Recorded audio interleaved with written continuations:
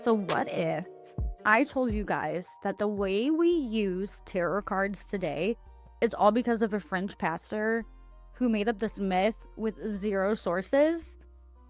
Hi, I'm Heather, and this is Delusional Bitch Juice, where we get into the shockingly suppressed history, the reality behind folklore, and the origins of conspiracies that you should definitely know about. Okay, wow, so that first episode was a rough one. I'm definitely a little rusty, and I said I would do this weekly, but of course, I dilly-dallied. But thank you to everyone who listened and shared the first episode.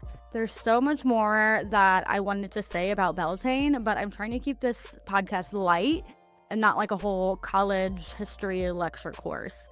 So a little bit of background. My occult curiosity first started with tarot cards and how to read them. And everyone has kind of dabbled, I'm sure. But I'm sitting here thinking, where did these cute little artsy cards come from? And who assigned meaning to all these? And why do we use them in the first place? So in this episode, I went down a huge tarot card rabbit hole, which is why it took so long for me to publish this episode. So every good story has a fool in it, and sometimes it's a guy who completely makes up history at a dinner party, and sometimes it's a grain merchant who sees a business opportunity in someone else's lie, and then sometimes it's a Nobel Prize winner who is guarding a doorway, blocking a man in ceremonial robes. In this episode, we talk about all of those, but we'll start at the beginning, which fittingly is exactly where the fool lives. So grab yourself a drink and let's get into it. So it's Paris, 1781, and you're in a candlelit salon, sitting on a gilded sofa, and you're attending this weekly intellectual dinner party. It's basically just a fancy living room of people who are very aware of how smart they are, and then your host asks you to come over to a card table, and just as she's laying down the Tower card, Antoine Court de Gébelin walks in. And everybody's, ooh, it's Anthony. There's soft whispers across the room. They're like, oh, he's a Protestant pastor. Oh, and one was like, oh, I heard he's a Freemason. And another's, oh, I heard he wrote a whole 9-volume encyclopedia. So this is a man with opinions about everything, and he has no hesitation sharing them, and everybody knows him, right? So you're all playing cards. And he walks by and he glimpses one of the cards on the table, stops dead in his tracks, and 15 minutes later, he's mansplaining the whole entire 78 card deck and claiming that it all came from ancient Egypt.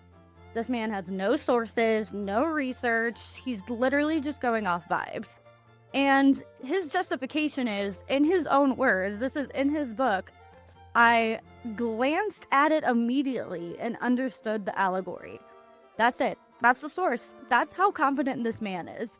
And the room of smart people ate it up. So being considered smart for his time, he convinced everyone in the room that these cards came from the Hermetic text composed by Hermes, the Greek name applied to the Egyptian god Thoth, which is a whole nother episode for another time, but Thoth's writings included many revelations on occult subjects and theology, but Antony completely made this up about the cards. Antony claimed that the text suggested that these priests would use cards to foretell divine events.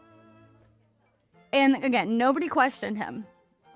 Like, you would think in like a whole room of intellectuals, someone would have pushed back and been like, wait a minute, and exactly how do you know this? But again, people loved it. People ate it up. And I mean, by 1781, tarot had already existed for 350 years as an Italian card game. And that was a recorded fact, but he just chose to ignore that. So forget everything that Antony just said, and let me tell you where it actually came from. So tarot cards, as we know them today, were invented in northern Italy somewhere between 1430 and 1440 as a Renaissance card game. There was nothing mystical about them, nothing ancient, literally just a fancy game of bridge for people in the court. And we know this because the earliest surviving deck belonged to the Visconti Sofras family, and it was commissioned by Filippo Maria, Duke of Milan. To give you the real story, we have to back up even further than Milan, because before anyone was commissioning anything, it was just a regular ass card game. A regular card game that didn't come from Italy.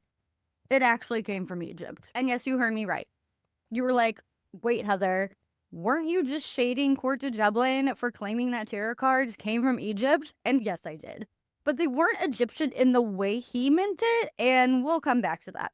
But playing cards were basically invented by the Mamluk Sultanate and arrived in Europe via Islamic Egyptian traders who were sailing into Italian and Spanish ports around 1370. So picture yourself on the docks of an Italian port.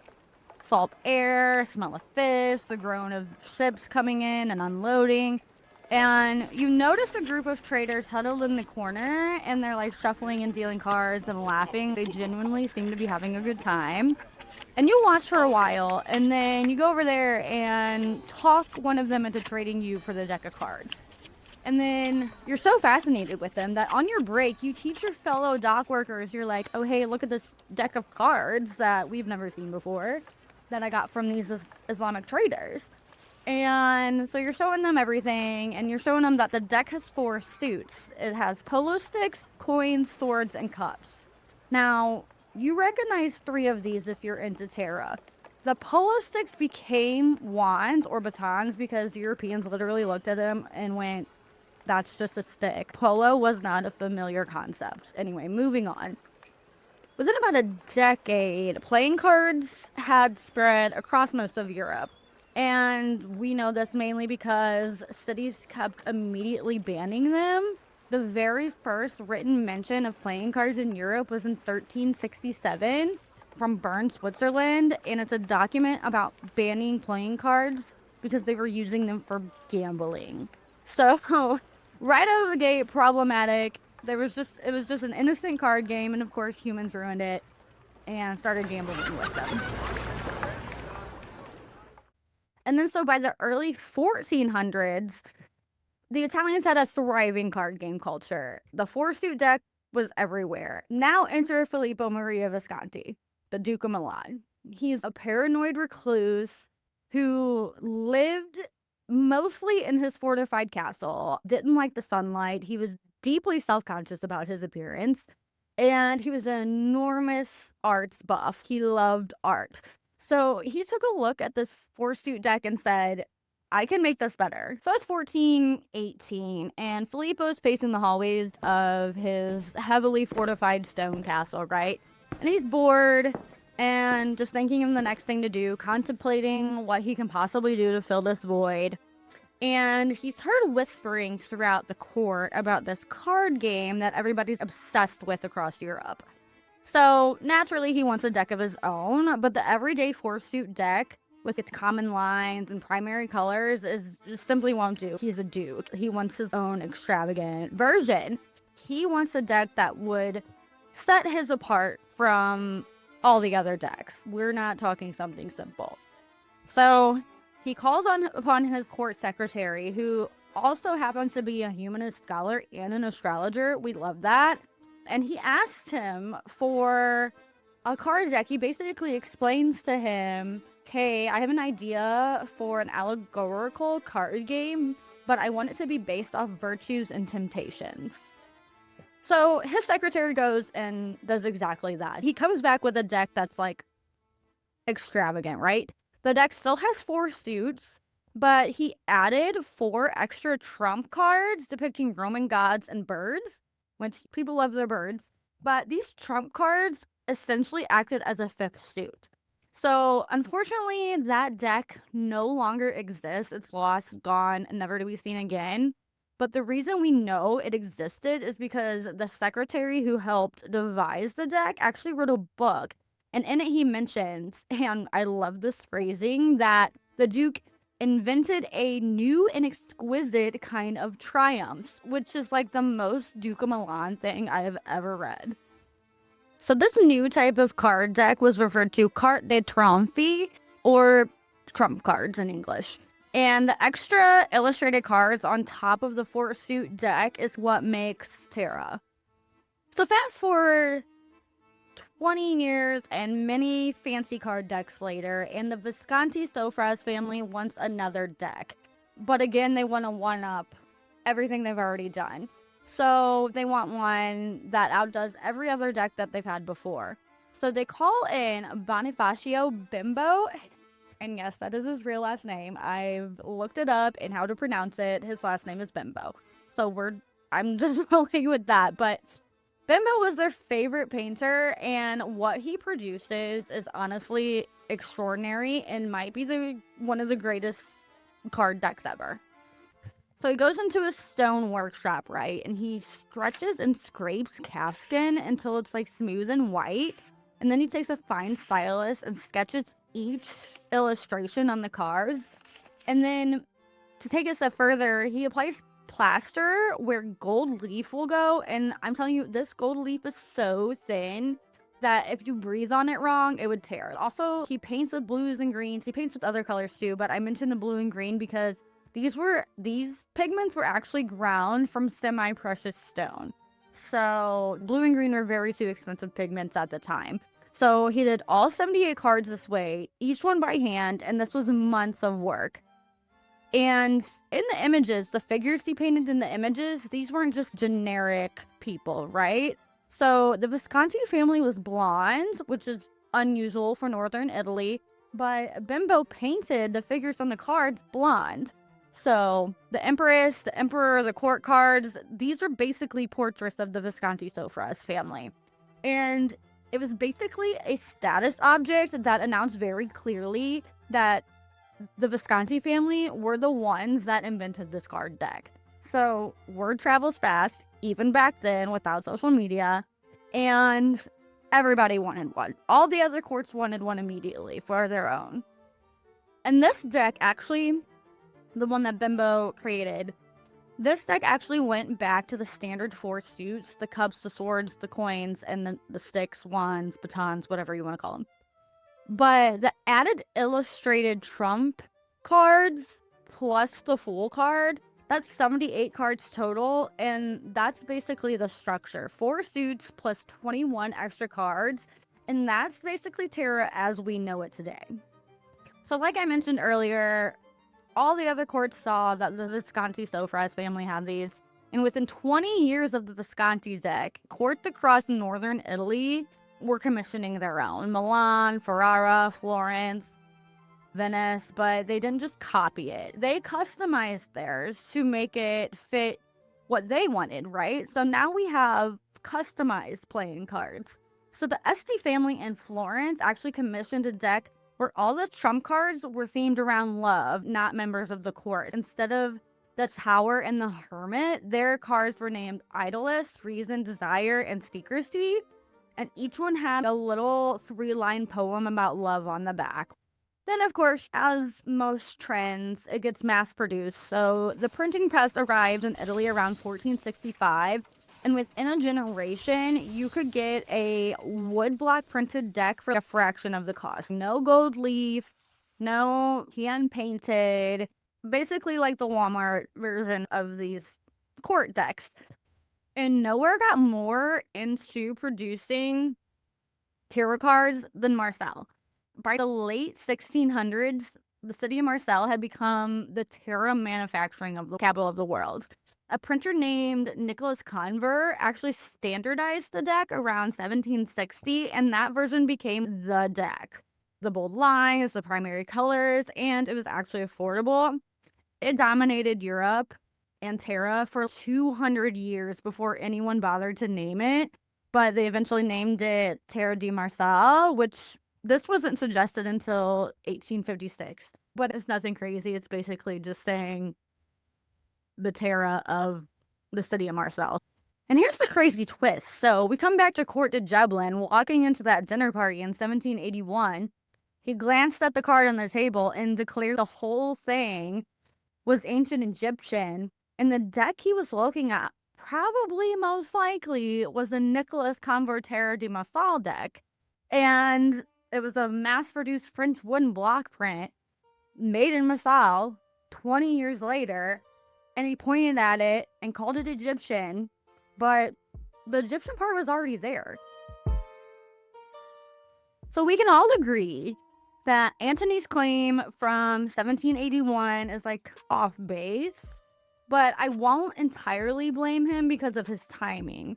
So Egyptomania, you've heard of Beatlemania, right? Egyptomania was like all over Europe in the 1780s, and it wasn't just people like adding Sphinx to their furniture. It was a genuine like intellectual obsession with the idea that ancient Egypt had figured out something that we had lost. Like, educated people were searching for proof of timeless wisdom, and they were hoping to find that it existed and had been handed down somehow.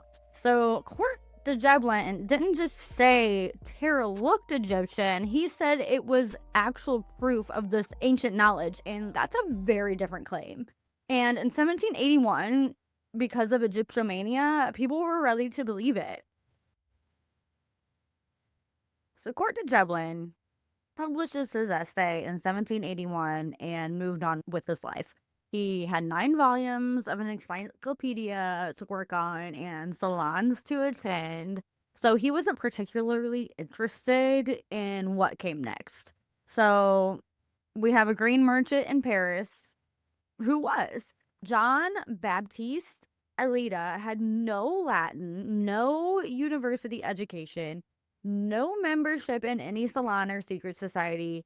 He sold grain. So he was like the exact type of person Antoine Court de Gébelin would have walked past at a dinner party without making eye contact. But the thing that set him apart was like he could read. And he read Antony's entire essay. And where Court de Gébelin saw an intellectual curiosity, Eliot saw something that the pastor had completely missed, which was a system, a teachable, reputable system that ordinary people would pay to learn. So he basically saw a business opportunity. And I have to mention, he reversed his surname. Eliot became Italia, because of course it did, and he reinvented himself as an occultist when this all went down. So he published his own response to Court de Gébelin's essay within a year. And then he built the first tarot deck that was meant for divination. Then he cashed in. He wrote instruction manuals. He taught classes. He did readings. He invented the spread layouts that we still use it today. And of course, he charged for all of it.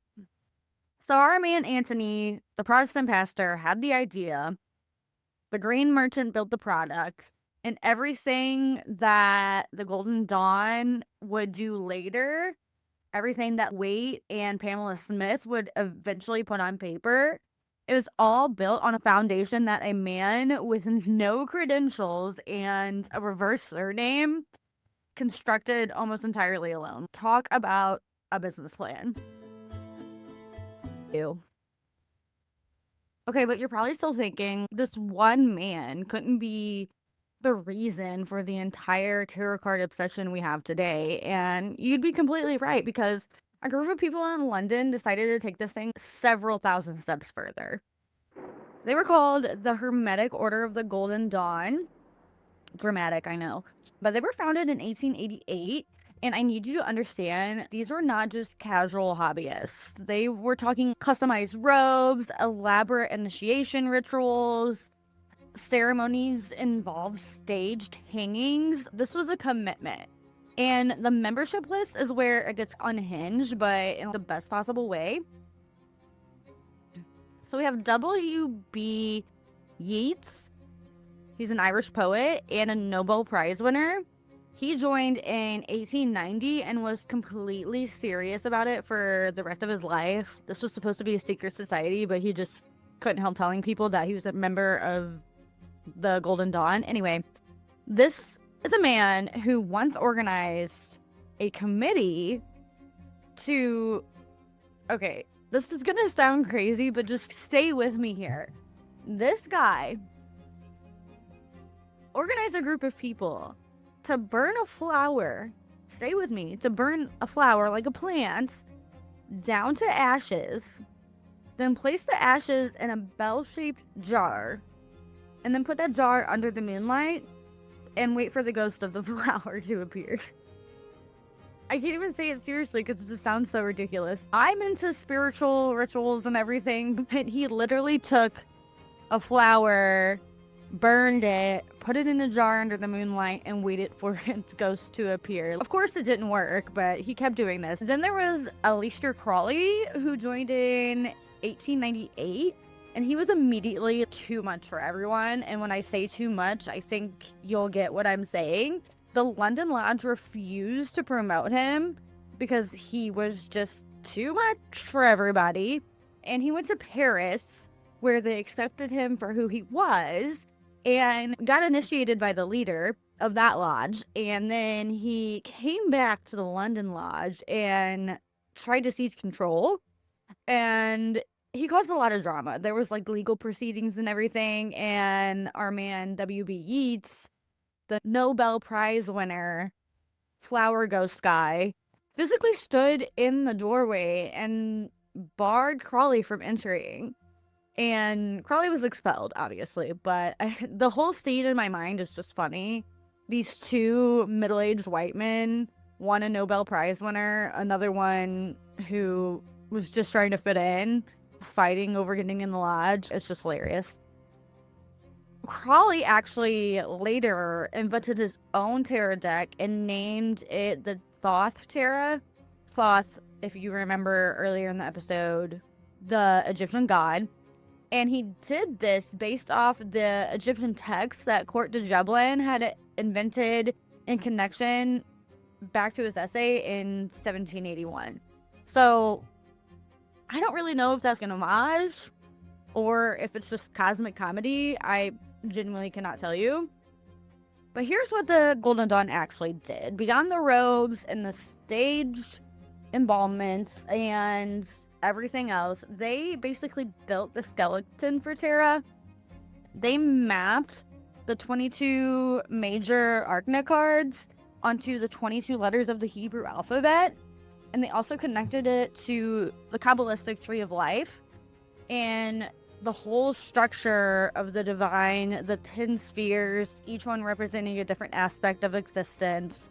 And then all of a sudden a regular card game it had layers, right? So now they have astrological correspondence, numerological meetings, each has its own Hebrew letter and its position on the tree. This wasn't just a card with a picture of a tower on it anymore. This was like an entire system. And that system is exactly why a man named Arthur Edward Waite, which might sound familiar, commissioned an artist to draw all of the 78 cards, and this artist had an enormous amount to encode into each image because of all the layers that the Golden Dawn had added. So Waite was actually one of Golden Dawn's own members, and he joined in 1891, and he absorbed everything that the Golden Dawn had built, and he eventually decided he wanted to take it a step further, and not necessarily into more ritual, but he wanted something tangible, like something people could physically hold in their hands. Arthur Edward Waite was actually born in Brooklyn, New York, to an English mother and an American father. And it's said, but not confirmed, that his father died at sea, and that's why his family had to move back to England. And when he was only 17 years old, his younger sister died. So some say it was from the plague. It's not confirmed. But obviously, this grief sent him into a spiral, and it sent him somewhere that not a lot of 17-year-olds at the time would go, which was straight into the deep end of Western occultism and philosophy. And he spent a lot of his 20s alone in British museums reading occult texts, which, like, honestly, in my 20s, I probably should have done that instead of taking shots at the bar, but no one's perfect. But somewhere in all of that, somewhere inside that Brooklyn Catholic kid, this guy became one of the most serious ceremonial magicians in all of England. So naturally, he joined the Freemasons and a couple other secret societies, including the Golden Dawn. But when the Golden Dawn eventually collapsed because of their own drama, he actually founded his own secret society called the Fellowship of the Rosy Cross, which is another thing I have to go dig into. But this was a man who could not stop joining and starting secret societies, which is either a personality trait or some kind of weird coping mechanism. It's possibly both, but I don't know. What Waite actually cared about was pulling Kabbalah, Christian mysticism, and ceremonial magic all into one coherent system. And Tara, like I mentioned before, he believed that was the perfect vessel for it all. So the artist he commissioned, everyone called her Pixie, but her real name was Pamela Coleman Smith, and she was born in London, and she was actually raised between Jamaica, New York, and England. So she spent her whole entire childhood absorbing every cultural thing at the time. And she actually studied at the Pratt Institute in Brooklyn and designed costumes and sets for the theater. And by the time she joined the Order of the Golden Dawn, which I think is really cool that they admitted women, but she was already a well-known artist with an eye for symbolism and staging that most occultists could only theorize about. So that's why Waite came to her to commission his deck of cards. He didn't need someone who understood tarot academically. The Golden Dawn already had plenty of those people. He needed someone who could illustrate that, who could take 600 years of history and Kabbalistic structure and symbolism and make it visible on a card deck. And Pixie could do that in her sleep. She had been staging scenes for an audience her whole entire life. So in 1901, she sat down with a deck of Tarot de Marsal, the one back from Italy, and she took those bold line woodblock printed cards from the Marcel workshops and got to work, okay? The theater background shows in every card. So 78 cards, each one by hand. She encoded 600 years of symbolism into every image and was paid once for it. Flat fee, no royalties. She died in 1951 with essentially nothing. The deck made Waite's career is still commonly based off of is the Rider-Waite deck, and her name gets added on when people are trying to be careful. But we're being careful, and it's the Rider-Waite-Smith deck, and she's the reason it works. So when you visit your local metaphysical store, which I hope is where you're buying your tarot cards, and you pick up a Rider-Waite-Smith deck, you're basically holding 600 years of symbolism that was all made because a Catholic kid who lived in Brooklyn wanted to get into occultism, and he was friends with a Jamaican-British woman who was also an incredible artist who were part of the same secret society, and together they created the most iconic tarot card deck ever. Okay, so I've been talking a lot about the history and the drama, but I bet your number one question is still, okay, but do the cards actually work? So this is what we know. Historical records show us that the symbols come from Italy. They don't tell us what happens when you lay them all out in a Celtic cross under a full moon. But the modern reading of tarot is this. The major arcana are seen as archetype human experiences. The tower is not a literal tower. It's like the feeling of everything around you collapsing that needed to collapse. For example, you hate your job, it's toxic, everyone's quitting, and you're starting to ask yourself, should I quit too? So this is why the Egyptian myths, while historically wrong, resonated with people. The practice of intuitive reading and sitting with imagery and letting it help you come to a conclusion or an understanding of something that you already know deep within, that's a tale as old as time, but we cannot confirm that it was purely Egyptian. So overall, the receipts say Northern Italy.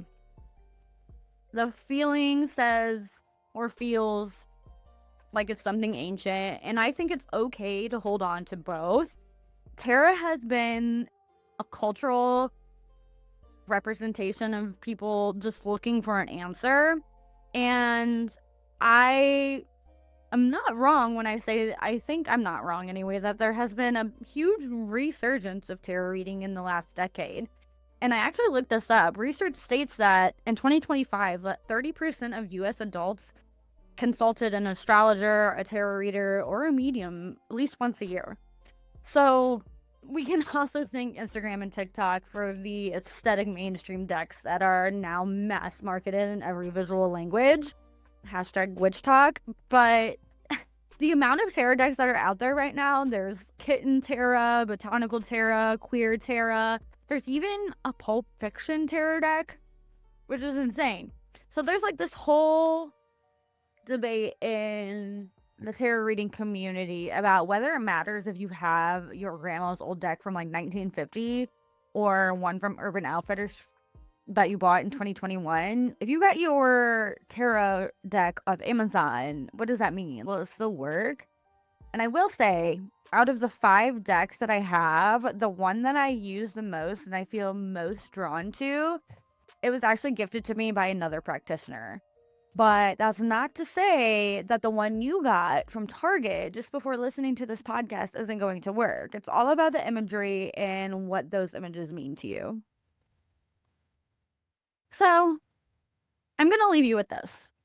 I'm going to leave you with the Fool card. Card 0. And so Filippo Maria Visconti's card game from 1442. The Fool was a wild card. It basically had no rules, no suit. You can play it at any time, and it basically changed everything. So when the Order of the Golden Dawn came along and mapped out all the tarots onto the Cabal Tree of Life, they gave it the number 0 and placed it outside the number sequence entirely. It's just out here on its own. So now in modern readings, it's the card of new beginnings.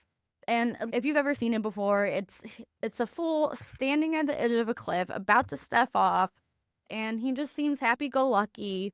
And one starts to think, does he see the cliff there, or is he just stepping off unaware? So that's basically what the Fool card is about. The Fool card is the only card that never needed reinterpreting. The Grain Merchant from 1789 didn't need to reassign the meaning of the card. The Golden Dawn didn't need to argue the meaning of the Fool card.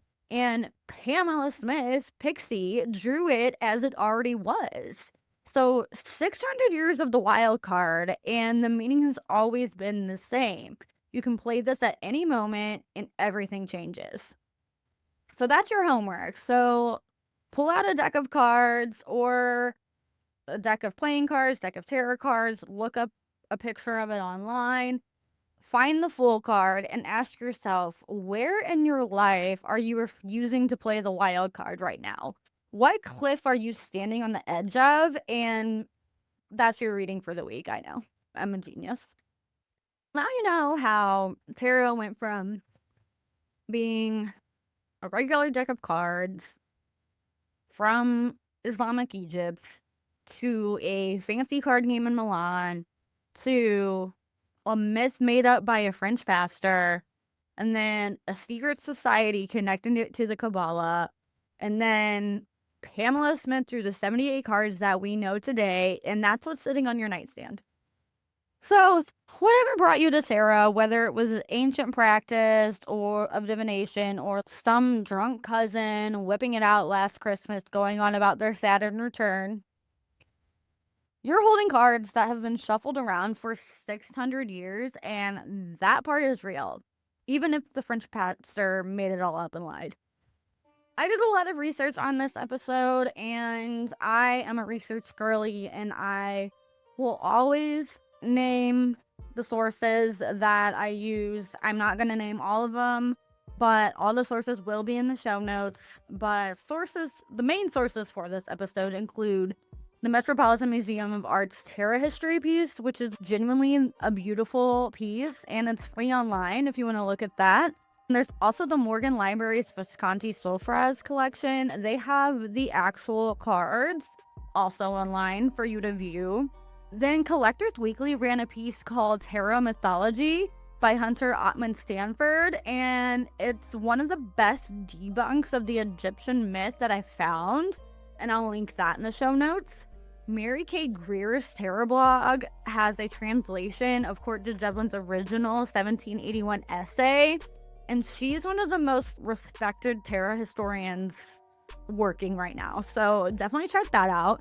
And then the ArtNet news piece on Pamela Coleman Smith, the artist, it's called The Artist and Oculist Who Designed the Iconic Terror Deck and Why Has No One Ever Heard of Her Name? That's a mouthful, I know, but that headline says it all.